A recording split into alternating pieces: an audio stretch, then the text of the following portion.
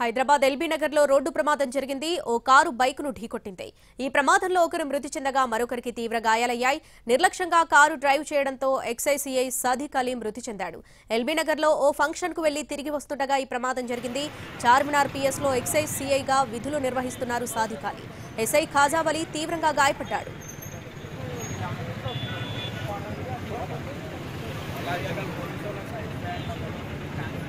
LB Nagar లో road ప్రమాదానికి కారణమైన కారుపై ఓవర్ స్పీడ్ డేంజర్ డ్రైవింగ్ చలాన్లున్నాయి. వినూషా శెట్టి పేరుపై కారు రిజిస్ట్రేషన్ ఉంది. అర్ధరాత్రి ప్రమాదం తర్వాత కారును స్పాట్ లో వదిలేసి పరారయ్యాడు కారు నడిపిన వ్యక్తి. ఇక హైదరాబాద్ లో వరుస హిట్ అండ్ రన్ కేసులు కలకలం రేపుతున్నాయి.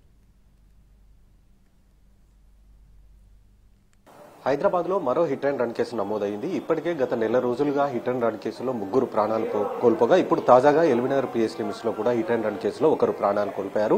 చనిపోయిన వారు కూడా ఎక్సైజ్ సీఐగా తెలుస్తుంది. ఈ కేసుకు సంబంధించి మనతో మాట్లాడడానికి ఎల్బీనగర్ ఎస్ఎస్ఓ అంజిరెడ్డి ప్రస్తుతం మనతో పాటు ఉన్నారు. ఏంటి ఈ కేసుకు సంబంధించిన అంశంలో కారు హిట్ చేసిన వ్యక్తి ఎవరు, ఏమైనా తెలిసిందా ఏంటి? హిట్ చేసిన వ్యక్తి టాటా నెక్సాన్ అని చెప్పేసి మనకు వెహికల్ ఉంది. అతనికి సంబంధించిన డీటెయిల్స్ కూడా వచ్చినాయి. ఆల్రెడీ మా పార్టీ ఒకటి పట్టుకురావడానికి పోయిండు. ఆల్మోస్ట్ ఆల్ మనకు విత్ ఇన్ షార్ట్ టైం మన కస్టడీకి వచ్చేస్తాడు. ఎట్లా జరిగింది ఏంటి ఏమైనా తెలుసు? రాత్రి అందాదా 23-40 అవర్స్ ఆ టైంలో ఎక్సైజ్ ఇన్స్పెక్టర్ తర్వాత ఎస్ఐ ఇద్దరు కూడా రాయల్ ఎన్ఫీల్డ్ బండిపై పోతున్నప్పుడు టాటా నెక్సాన్ వెహికల్ యూటర్న్ అయ్యి అతను యాంటీ డైరెక్షన్లో రావడంతో ఇది దురదృష్టకరంగా నైట్ జరగడం జరిగింది.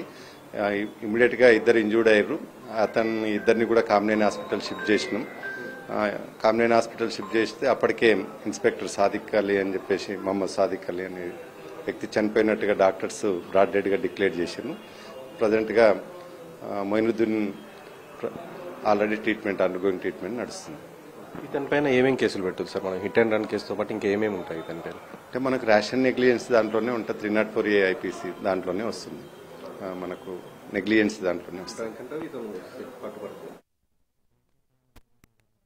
క్లారిటీ ఏం లేదు. అది యాంటీ డైరెక్ట్ అతను షార్ట్ కట్ గా పోవడం కోసము అంటే రూట్ సరైన కాకుండా యాంటీ డైరెక్షన్ లో రావడం జరిగింది, రాంగ్ రూట్ లో రావడం జరిగింది.